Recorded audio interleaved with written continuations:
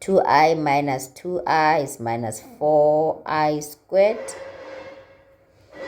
Okay, this is going to give us 5i minus 10 into negative 1 for the I squared over 1 minus 4 into negative 1. So that's 5i plus 10 over, just doing it fast, this will give me a 5. So I'm going to have in standard form 10 over 5. So distribute the 5 to both terms, plus 5i over 5. That is 2 plus I. Thank you very much. We are done with this topic. I'm sure you're clear now. Please find examples to do.